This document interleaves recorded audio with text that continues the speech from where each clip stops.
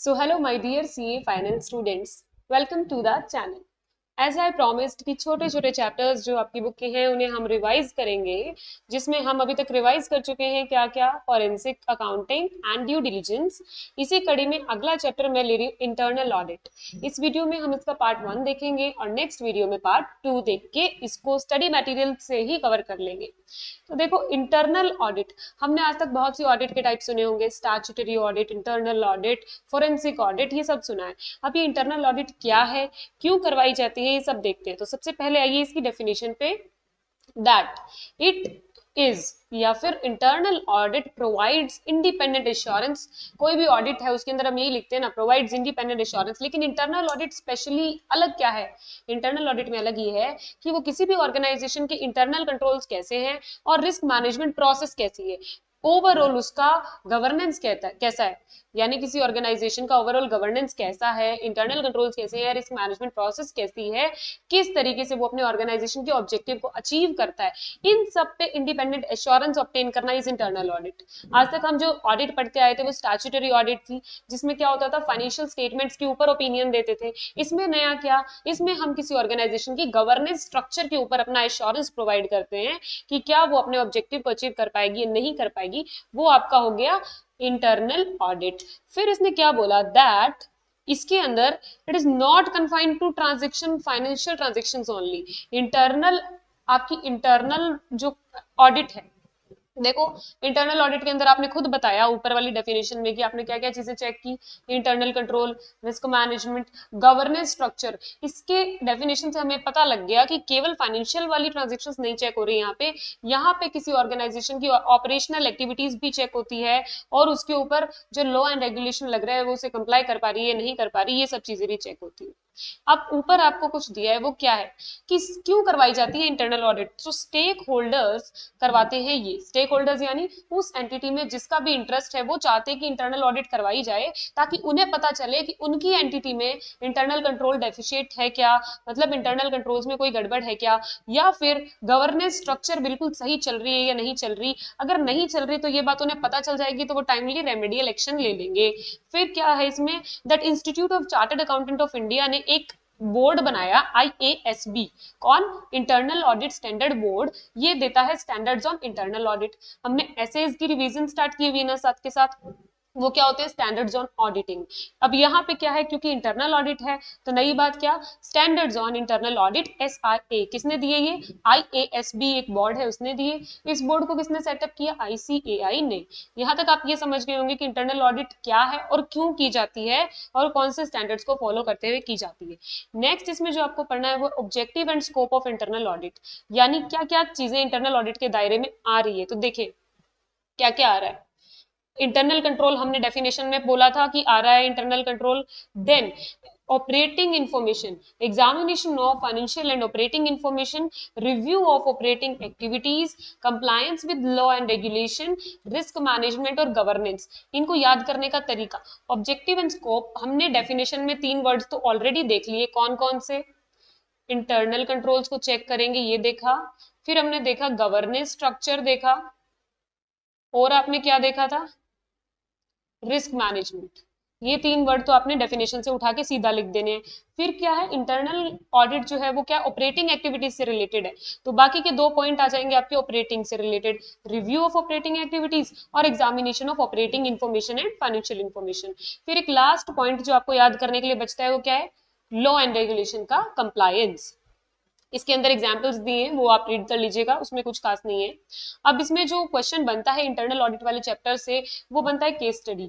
जैसे हम लॉ में पढ़ते आए हैं, लॉ में as per section 138 of the Companies Act 2013 ये बोलता है कि कौन कौन सी कंपनीज के ऊपर इंटरनल ऑडिट के प्रोविजंस एप्लीकेबल है या किन्हें करवानी पड़ती है।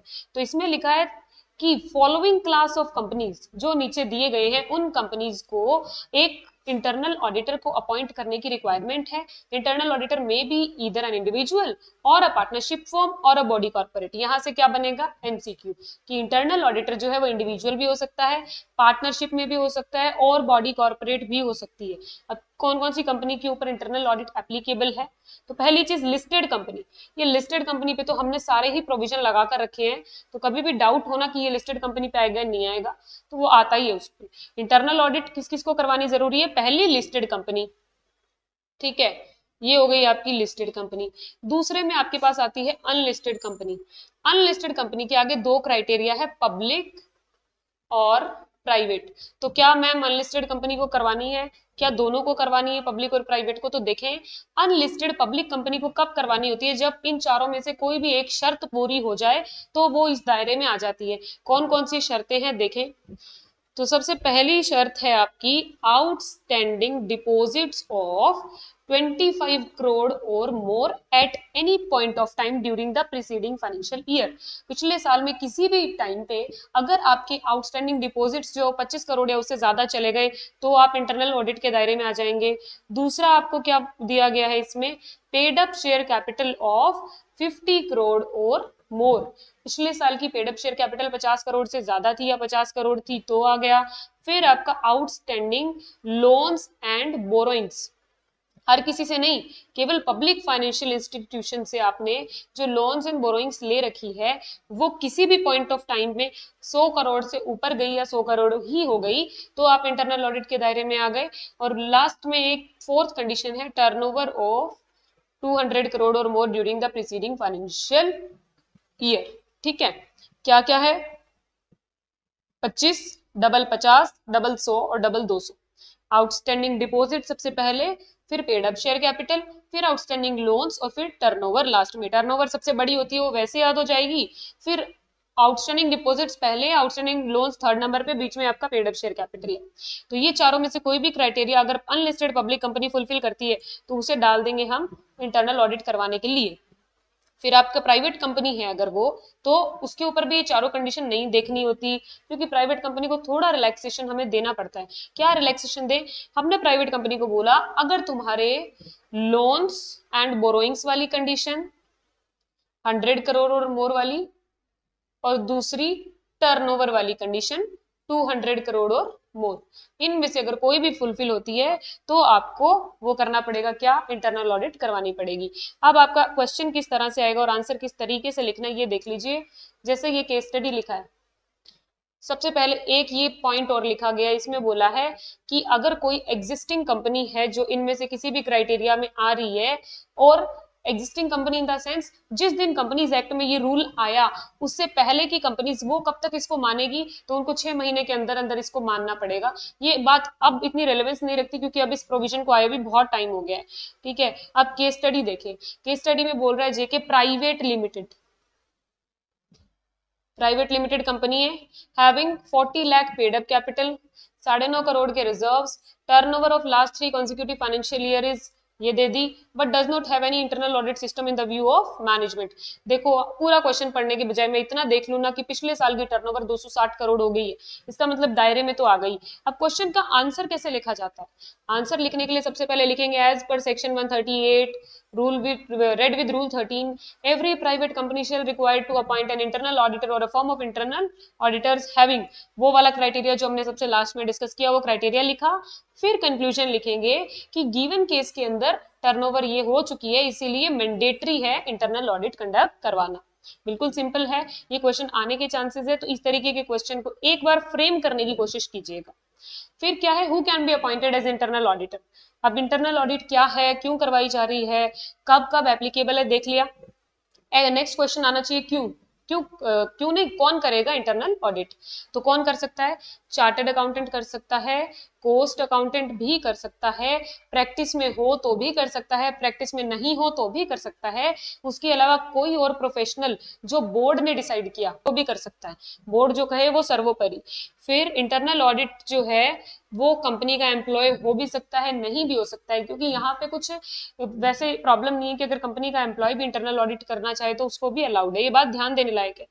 फिर बोला है कि इंटरनल ऑडिटर को हम मैनेजमेंट का हिस्सा ही समझते हैं, जो बंदा इंटरनल ऑडिट करता है उसको हम मैनेजमेंट का हिस्सा समझते हुए उसको अथॉरिटी देते हैं कि वो इन्वेस्टिगेट कर सकता है। मतलब इन ऑपरेशंस का ऑडिट करने के लिए उसको जाना पड़ेगा, पूछना पड़ेगा, हर एक से पूछने जाएगा तो सपोज करो सामने वाले ने उसे बोला तुम तो मैनेजमेंट थोड़ी हो, तुम क्यों पूछ रहे हो?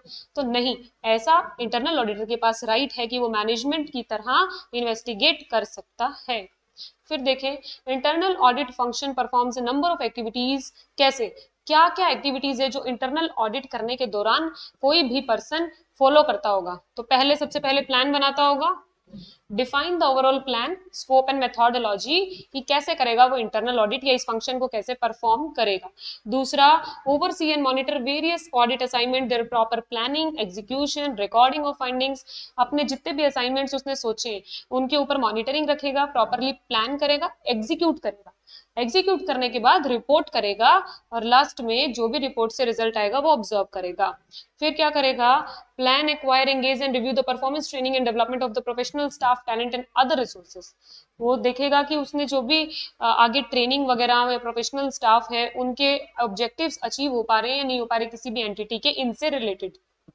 Then identify source, engage and manage external expert and technical solutions if required. These points are not so very important because हमने ऑब्जेक्टिव ऊपर देख लिया, स्कोप देख लिया, उन्हें लर्न कर लिया। ये पॉइंट्स किस में दिए गए हैं? देखो, ये पॉइंट्स दिए गए internal audit function perform number of activities.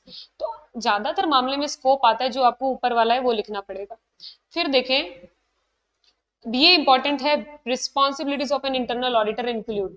Internal auditor की क्या क्या जिम्मेदारियां हैं, कोई भी ऑर्गेनाइजेशन इंटरनल ऑडिटर से क्या क्या एक्सपेक्ट कर सकता है? तो पहली चीज, ascertain adequacy of system of internal control. वही चीज हमने देखा था, इंटरनल ऑडिटर का काम इंटरनल कंट्रोल को चेक करना कि वो पर्याप्त है या नहीं है, एडिकेट है या नहीं। दूसरा काम, operate independently of the accounting staff. देखो, रिस्पॉन्सिबिलिटी तुम्हारी ये है कि किसी के साथ में मिली भगत करके गड़बड़ मत करो, इंडिपेंडेंटली ऑपरेट करना है तुम्हें अकाउंटिंग स्टाफ से, और खुद कोई काम परफॉर्म करने नहीं लगना है, यानी एग्जीक्यूटिव फंक्शंस को खुद परफॉर्म नहीं करना है। फिर आपको ऑब्जर्व करना है वो सिचुएशंस जो आपको नोटिस में भी लानी है। कौन सी? देखो, आपको क्यों रखा है? अगर मैनेजमेंट को खुद को ही पता चल जाता कि सब कुछ सही चल रहा है, नहीं चल रहा है, तो इसीलिए आपको रखा है ना, उसको नहीं पता लगता होगा। तो अगर आपको ऐसा कुछ पता चले तो आपको वो कम्युनिकेट करना है और मैनेजमेंट को उसकी ओर ध्यान दिलाना है कि मैनेजमेंट, तुम्हारे ऑपरेशंस में ये कमी है और आप इसको करेक्ट कर लीजिए। ठीक है, अगर आप मैनेजमेंट का ध्यान इस ओर आकर्षित कर पाते हैं तब तो आपने अपनी ड्यूटी अच्छे से निभा ली। फिर क्या करेंगे, to associate closely with the management and keep knowledge up to date. Management के साथ में टच में रहेंगे, उन्हें अप टू डेट सारी इंफॉर्मेशन देते रहेंगे, और हमेशा इंडिपेंडेंट रहना है। आप चाहे इंटरनल ऑडिटर हैं, चाहे आप स्टैट्यूटरी ऑडिटर हैं, इंडिपेंडेंट आपको रहना है। तो रिस्पॉन्सिबिलिटीज यानी जिम्मेदारी क्या क्या है? इंडिपेंडेंट रहना है, पहली अकाउंटिंग स्टाफ से दूर रहना है, दूसरी दोनों इंडिपेंडेंस से रिलेटेड है, तीसरी एग्जीक्यूटिव फंक्शन में मत लग जाना, चौथी इंटरनल कंट्रोल आपको चेक करने। ये चार ऐसे ही लर्न हो गई। 4 से 5 नंबर के क्वेश्चन में अगर आपको 4 भी लर्न हो जाती है तो 5वीं तो आप खुद भी लिख सकते हैं। ठीक है, देन देखें, the internal auditor may be some time assigned responsibility to provide advisory inputs on governance activities. कई बार इंटरनल ऑडिटर को ऐसी रिस्पॉन्सिबिलिटी दे दी जाती है कि किसी एंटिटी का गवर्नेंस सिस्टम कैसे चल रहा है उसके ऊपर कुछ एडवाइस दे दे, जैसे रिस्क मैनेजमेंट कैसे करना है, या फिर स्टैट्यूटरी कंप्लायंस कैसे करना है। स्टैट्यूटरी कंप्लायंस यानी जो भी कंपनी के ऊपर लॉ एप्लीकेबल है उसको कैसे कंप्लाई करना है, एक्टिविटीज को ऑटोमेट करना है। ऑटोमेट मतलब हर चीज को ऑटोमेटिक कर देना है। जो चीजें आज ह्यूमन बीइंग परफॉर्म कर रहा है वो अगर ऑटोमेट करना चाहते हैं, प्रोसेस री इंजीनियरिंग करना चाहते हैं, ऑपरेशनल एफिशिएंसी को बढ़ाना चाहते हैं, किसी तरीके का कोड इंसर्ट करना चाहते हैं, इन सब में कभी कभी इंटरनल ऑडिटर को एक एडवाइजर का रोल प्ले करने को कहा जा सकता है। Then management functions and scope of internal auditing. तो इसके अंदर क्या दिया है, in case of company is required to appoint an internal auditor. कौन कौन सी कंपनी को रिक्वायरमेंट है ये हम ऊपर देख चुके हैं। तो क्या करते हैं, अगर कंपनी को रिक्वायरमेंट होती है तो कैसे लेके आते हैं इंटरनल ऑडिटर? तो कैसे लाएंगे, the audit committee of the company और बोर्ड, या तो ऑडिट कमेटी होगी या बोर्ड होगा, वो in consultation with the internal auditor formulate the scope, functioning, periodicity and methodology to conduct the internal audit. मतलब ये कि देखो, कंपनीज एक्ट बीच में आया, उसने बोला तुम्हें इंटरनल ऑडिट करवानी जरूरी है। अब कंपनीज एक्ट ने बोल तो दिया, इंटरनल ऑडिटर खुद ही सारे काम कर लेगा या किसी के अंडर में करेगा? तो इसमें लिखा है कि अगर ऑडिट कमेटी है तो वो, या बोर्ड है तो वो इंटरनल ऑडिटर के साथ आपस में बातचीत करने के बाद कैसे इंटरनल ऑडिट करनी है वो प्लान बनाएंगे, वो मेथड डिसाइड करेंगे, वो पीरियड डिसाइड करेंगे। तो इन सब में किस किस का हाथ रहता है, ऑडिट कमेटी या बोर्ड का। फिर देखो, internal audit plan should be developed in a manner that all the business process covering both financial and operational. ऊपर भी मैंने आपको बोला कि आपको हाईलाइट करनी चीजें कि फाइनेंशियल और ऑपरेशनल दोनों एक्टिविटीज इंटरनल ऑडिट में कवर होती है। तो इंटरनल ऑडिट का प्लान भी ऐसा ही होना चाहिए जिसमें दोनों को कवर करते हुए प्लान बनाएंगे और डिफाइंड टाइम साइकिल में पूरा करने का वादा करेंगे और ये इंश्योर करेंगे दैट आपने बैलेंस बना के रखा है किन चीजों में। इंटरनल ऑडिट करते वक्त आपने इन चीजों को बैलेंस करके रखा है, इन चीजों को ध्यान में रखा है। क्या क्या इंटरनल ऑडिट कर रहे हैं ना, ऑपरेशंस की ऑडिट कर रहे हैं, तो आपको ये पता होना चाहिए कि कोई भी प्रोसेस है उसमें रिस्क क्या क्या है कंपनी की, या फिर आपकी इंटरनल ऑडिट किस तरीके से कंपनी को वैल्यू एडिशन में हेल्प कर सकता है या हेल्प कैसे कर सकती है। फिर आपके एफर्ट क्या क्या लगेंगे किसी पर्टिकुलर प्रोसेस की इंटरनल ऑडिट करने में, और ऑर्गेनाइजेशन की रिस्क अपेटाइट कैसी है, यानी ऑर्गेनाइजेशन कैसा है, वो बहुत रिस्क लेने में विश्वास रखता है या रिस्क से बच के चलता है। और बाकी के कवरेज करनी है सारे ऑडिटेबल एरियाज को। इसने क्या लिखा, अभी ये आपको आंसर कब कोट करना होगा, ऐसा क्या पूछेगा वो आपसे जब आपको ये आंसर लिखना पड़ेगा, तो वो आपको पूछेगा इंटरनल ऑडिट प्लान कैसा होना चाहिए और उसके अंदर क्या क्या चीजें इंश्योर की जानी चाहिए। तो प्लान ऐसा होना चाहिए कि वो कवर करे both financial and operational activities को, और वो अपने प्लान में ये चीजों को ध्यान में रखते हुए प्लान बनाए। समझ गए किस तरीके के क्वेश्चन में ऐसा आंसर लिखना है। फिर in addition each of managerial function should be reviewed by the internal auditor. Internal auditor को ऊपर वाले काम तो करने ही करने हैं, उसके अलावा ये वाले जो फंक्शंस है नीचे जो लिखे हैं इन सबको भी रिव्यू करना है। क्या, internal control system and procedure, ये इंटरनल कंट्रोल इंटरनल ऑडिट के साथ बिल्कुल कनेक्टेड है। दूसरा, custodianship and safeguarding of assets, assets safe हैं किसकी कस्टडी में है। फिर लॉ का कंप्लायंस, ये भी आपने ऊपर देख लिया। Relevance and reliability of information, यानी जो इंफॉर्मेशन फ्लो हो रही है किसी भी ऑर्गेनाइजेशन में, क्या वो रेलेवेंट है, रिलायबल है, ऑर्गेनाइजेशन की स्ट्रक्चर कैसी है, रिसोर्स यूटिलाइज कैसे हो रहे हैं, और गोल एंड ऑब्जेक्टिव अचीव हो रहे हैं या नहीं हो रहे। इनमें से ये वाला पॉइंट, ये वाला पॉइंट, ये वाला पॉइंट तो आ जाते हैं ऊपर ही डेफिनेशन में। फिर आपको कुछ पॉइंट्स जो है वो लर्न करने पड़ेंगे, तो उससे आपका काम हो जाएगा। अब देखिए ये जो अभी हमने ऊपर पॉइंट पढ़े हैं, ठीक है, अब नीचे क्या आया, on the basis of such review the internal auditor should report, report बना देगा ये सब करने के बाद, उसमें हाईलाइट करेगा क्या क्या कमी है आपके एंटिटी में और उसको आप कैसे सुधार सकते हैं। तो ब्रीफ डिस्क्रिप्शन क्या है, ऊपर जो हमने पढ़ा ना, इंटरनल कंट्रोल का रिव्यू करेगा, अब रिव्यू में क्या क्या देखेगा और क्या क्या बताएगा वो लिखा है, और सेफ गार्डिंग ऑफ एसेट्स में क्या देखेगा, कंप्लायंस कैसे होगा, ये सब आपको अब आगे के इसमें मिलेगा। तो पहला पॉइंट इसमें क्या आया, review of internal control system and procedure. ऐसा करने से आपको पता लगेगा, आपको किसको, इंटरनल ऑडिटर, आपको क्या करना है, इंटरनल कंट्रोल की ऑपरेशनल एफिशिएंसी कैसी है, डिजाइन कैसा है, ये पता लगाना है। ये पता लगाते ही क्या होगा, minimise the overall residual risk by suggesting appropriate controls to reduce the inherent risk. Inherent risk क्या होता है, इनहेरेंट रिस्क वो रिस्क होता है जो ऑलवेज प्रेजेंट रहता है, पहले से ही प्रेजेंट था। तो अगर आप इंटरनल कंट्रोल्स को स्ट्रॉन्ग करने के लिए और एफिशिएंट बनाने के लिए आप एडवाइस दे सकते हैं, तो आपको उनको रिव्यू करना पड़ेगा। तो आप क्या करेंगे, देखेंगे कि कैसे इंटरनल कंट्रोल्स है, उनका डिजाइन क्या है, ऑपरेट कैसे कर रहे हैं इफेक्टिवली, एफिशिएंटली, फिर आप सजेशन देंगे। ये करेंगे तो इसका एक एग्जाम्पल है, जैसे रिव्यू ऑफ 3-वे matching internal controls involve matching of purchase order, goods receipt note and invoice. जैसे आपका कोई गुड्स से रिलेटेड काम चल रहा है, आपको पहले ऑर्डर रिसीव होता है, फिर आपको गुड्स रिसीव होते हैं, फिर इनवॉइस होता है। तो इस तरीके के नोट्स को आपस में टैली करने का काम चल रहा है। तो ये आप कैसे पता चलेगा, to ensure all the ordered quantity of intended goods have been received and invoiced accordingly. मेरी मान लो एक शॉप है, मेरा ये काम है कि मैं किसी और से माल मंगवा कर आगे सेल करती हूँ। तो जब मंगवा रही हूँ तो मैं तो ऑर्डर पे ऑर्डर दिए जा रही हूँ, वो आई जा रहा है आई जा रहा है। तो इस चीज को इंश्योर करने के लिए कि मैं जो मंगवा रही हूँ वो आ रहा है नहीं आ रहा है, टाइम पे आ रहा है, अच्छी क्वालिटी में आ रहा है, इसको इंश्योर करने के लिए मुझे चेक करने पड़ेंगे कि इंटरनल कंट्रोल्स कैसे हैं। जैसे जो मैंने ऑर्डर किया, क्या वो सामान आया, तो उसका रिसीप्ट नोट है, उससे मैं मैच कर लूंगी कि ऑर्डर दिया 5 का, रिसीव हुए 5। फिर इनवॉइस से मैच करूंगी कि वो सेम ही अमाउंट में पैसा लगाया उन्होंने जो मैंने डिसाइड किया था वो। इस तरीके से इंटरनल कंट्रोल आपको रिव्यू करने होते हैं, इंटरनल ऑडिटर आपको, ठीक है। और क्या करेंगे आप, इंटरनल कंट्रोल सिस्टम शुड भी reviewed considering the limitation. ऐसे नहीं कि आप रिव्यू कर रहे हैं तो आप इसे बोल रहे हैं कि ये internal control system is not efficient. कुछ लिमिटेशन है जो हमेशा रहती है, जैसे ह्यूमन एरर रहने का चांस, कल्यूजन यानी आपस में दो लोग मिलकर घपला कर रहे हो, ये मान लीजिए, कॉस्ट बेनिफिट कंपैरिजन, ये सब। अब इसमें एक एग्जांपल दिया है, collusion of payment authoriser and payment maker to overpay to a related party. एक तो पेमेंट ऑथराइजर है जो ऑथराइज करता है कि इतनी पेमेंट करनी है, एक पेमेंट देता है, दोनों आपस में मिल गए कि हम इसे ज्यादा दे देते हैं क्योंकि ये हमारी रिलेटेड पार्टी है। तो ऐसा पता लगाना है, कैसे पता लगेगा? इंटरनल कंट्रोल के रिव्यू से। फिर दूसरा रिव्यू है custodianship of safeguarding of assets.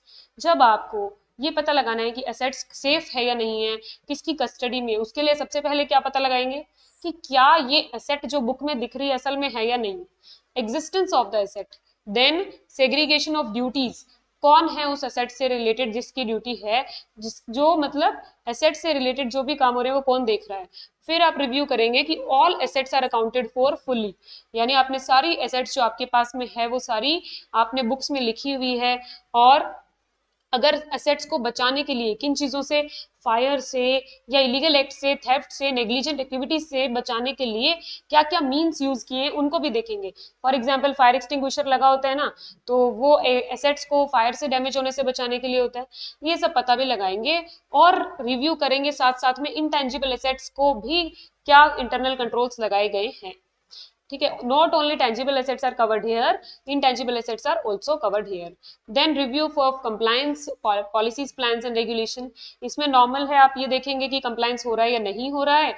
और review of relevance and reliability of information, जो हर कंपनी में MIS सुना होगा आपने, मैनेजमेंट इंफॉर्मेशन सिस्टम, या कोई तो इंफॉर्मेशन सिस्टम होता है, उसको रिव्यू करना है कि क्या वो रिलायबल इंफॉर्मेशन दे रहा है, इंटीग्रिटी इंफॉर्मेशन दे रहा है, फाइनेंशियल एंड ऑपरेटिंग, यानी इंटीग्रिटी का मतलब होता है कि दोनों कॉन्ट्राडिक्टरी नहीं है।